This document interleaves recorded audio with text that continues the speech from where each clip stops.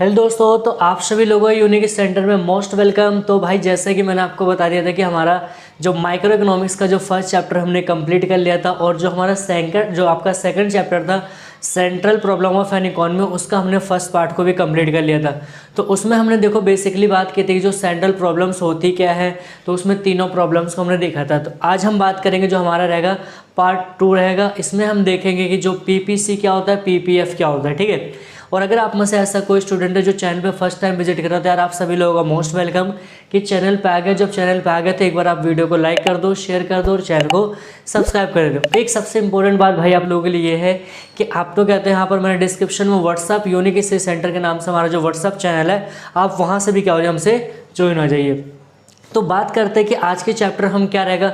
तो भाई आज की जो वीडियो की ना सबसे इंपॉर्टेंट टॉपिक होगा, यहाँ से आपका 3 से 4 नंबर का क्वेश्चन आपका पेपर के लिए क्लियर होगा, ठीक है। तो हमें बात करना है यहाँ पर क्या रहेगा, प्रोडक्शन पॉसिबिलिटी कर्व क्या होता है। अब देखो यहाँ पर कई बार पहले नाम आपको डायरेक्ट पीपीसी आपसे पूछा जाता था, लेकिन अब यहाँ पर नाम को इसको थोड़ा सा क्या कर देगा, यहाँ पर डाइवर्ट किया जाता है पेपर में बच्चों को कि हाँ कोई और नाम चेंज करवा देगा, ठीक है। तो यहाँ पर देखिए हमारा क्या रहेगा, प्रोडक्शन पॉसिबिलिटी फ्रंटायर होता है। क्या होता है, प्रोडक्शन पॉसिबिलिटी फ्रंटायर। क्लियर यहाँ तक। ये होता क्या है देखो यहाँ पर, तो सबसे पहले हम इसके डेफिनेशन को देखते हैं। कह रहे कि जो पीपीसी कह सकते हैं पीपीएफ, कह रहे कि it shows all possible combination of two, ठीक है, गुड्स दैट एन इकोनॉमी। कह रहे कि it shows all possible combination of two goods that an economy can produce with the given resources and available technology, ठीक है। कि मतलब simple कह सकते हैं ऐसे दो पॉसिबल कॉम्बिनेशन होंगे जिसको इकोनॉमी में क्या हो जाएगा, प्रोड्यूस किया जाएगा, किसके द्वारा, जो आपके पास रिसोर्स होंगे प्लस में जो आपके टेक्नोलॉजी होगी। तो यहाँ पर बात करते हैं अवेलेबल रिसोर्सेज और यहाँ पर कह रहे हैं टेक्नोलॉजी, ठीक है। ये दोनों चीज़ आपको यहाँ पर ध्यान रखना है।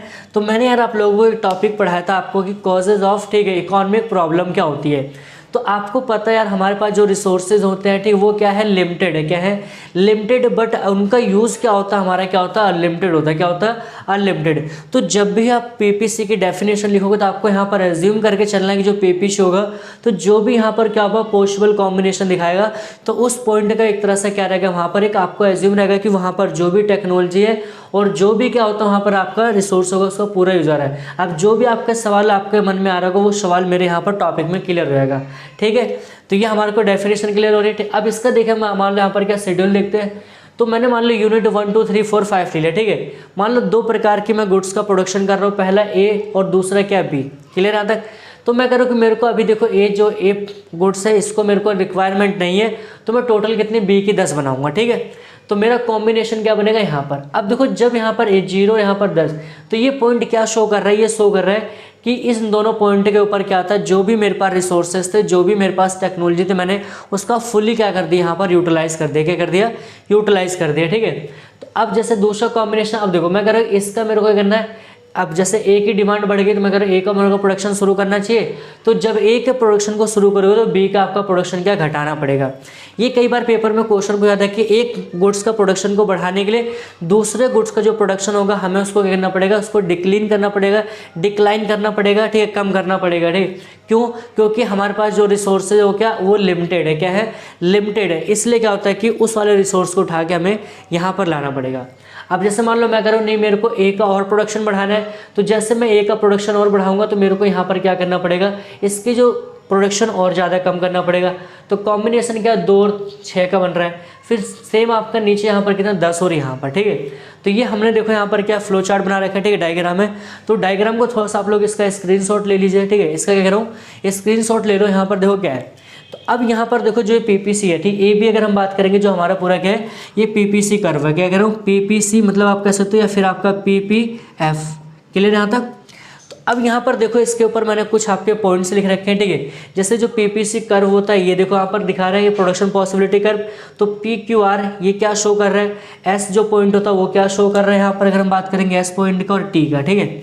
तो यहाँ पर देखिए अब आप लोग ध्यान से कि जो ये कर्व बना रहेगा, ठीक है। तो अब जो जब भी देखो एक चीज नोटिस है ना कि एग्जाम में आप लोग जब भी अगर उसके ऊपर कोई भी कर्व के ऊपर कोई भी पॉइंट आ रहा है, क्या करूँ, कर्व के ऊपर कोई भी पॉइंट आ रहा है ना, वो किस चीज़ को शो कर रहा है। तो यहाँ पर देखो पी क्यू आर कह रहा है फुल यूटिलाइजेशन ऑफ रिसोर्सेज, ठीक है। क्या कह रहा हूँ भाई, ध्यान सुनना, फुल यूटिलाइजेशन ऑफ रिसोर्सेज का मतलब क्या होता है कि इन तीनों पॉइंटों के ऊपर क्या होता है, हमारी इकोनॉमी के अंदर क्या होता है, जितने भी रिसोर्सेज होते हैं और जितने भी क्या होती है टेक्नोलॉजी होती है, उसको पूरी तरह से हमने क्या कर दिया, यूज़ कर दिया। हमारे पास कोई भी रिसोर्स और कोई भी टेक्नोलॉजी अवेलेबल नहीं है। समझ में आ रहा होगा यहाँ पर, ये समझ में आ रहा है यहाँ पर दूसरा, ठीक है। अब दूसरा पॉइंट देखो, यहाँ पर कह रहे हैं कि यहाँ पर पॉइंट एस, तो अब यहाँ पर देखो पॉइंट एस, क्या मैं इस पॉइंट का प्रोडक्शन कर सकता हूँ? आप लोग कमेंट करके बताइए, आप लोग थोड़ा सा सोचिए, कमेंट करके बताइए कर सकता हो कि नहीं, ठीक है।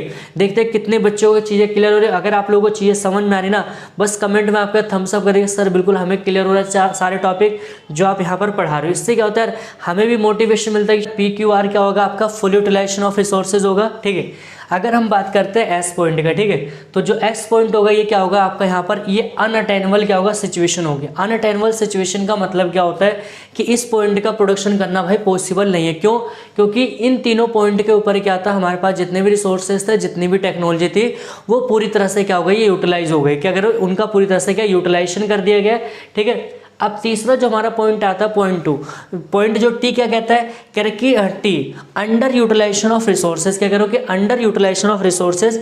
इसका मीनिंग क्या कहता है भाई, देखो इसका मीनिंग सीधा से ये कह रहे हैं कि इस वाले पॉइंट के अंदर अगर हम बात करेंगे, जो भी हमारे पास रिसोर्सेज थे या जो भी हमारे पास क्या होता है टेक्नोलॉजी थी, उनका एक तरह का वेल यूज नहीं किया गया, मतलब एक अच्छी तरह से उनका इस्तेमाल नहीं किया गया, मीन्स उसमें से कुछ बचा लिया गया। और इस वाले पॉइंट पे जब भी ऐसा होता है तो आपसे पूछा भी जाता है कि अनएम्प्लॉयमेंट का केस क्या रहेगा, तो यहाँ पर क्या होगा, अनएम्प्लॉयमेंट के केसेस भी हो सकते हैं। क्यों? क्योंकि हमारे पास रिसोर्सेज बचे हुए, टेक्नोलॉजी बची पड़ी हुई है, ठीक है। लेकिन इन पॉइंटों पर क्या होता है कि हमारे पास कोई भी यहाँ पर केस नहीं होता, सारे के सारे लोग क्या होते हैं, रिसोर्सेज का यूज़ किया होता है और सारी टेक्नोलॉजी क्या होती है, यूज़ होती थी। ये हमारा फाइनली क्या होता है कि जो हमारा चैप्टर सेकंड का जो सेकंड पार्ट कवर होता है। तो अब हम बात करेंगे जो हमारा रहेगा थर्ड पार्ट, तो उसमें हम स्पेशली देखेंगे कि जो पीपीसी की जो कैरेक्टरिस्टिक्स क्या होते हैं और उसके अंदर शिफ्टिंग वगैरह कैसी होती है, ये सारे के सारे क्वेश्चंस को हम यहाँ कवर करेंगे। बस यार देखो आप लोग यार बस एक चीज़ में बस कमी करते हो, थोड़ा सा दुख होता है कि इस चीज़ को लेकर यार आप लोग वीडियो को ज़्यादा लाइक नहीं करते हो। आप वीडियो को ज़्यादा लाइक करो, शेयर करो, चैनल को हो सके जितना हो सके अपने दोस्तों के बीच में शेयर करिए और सब्सक्राइब करवाइए, ठीक है। तो मिलते हैं नेक्स्ट वीडियो में। Thanks for watching this video.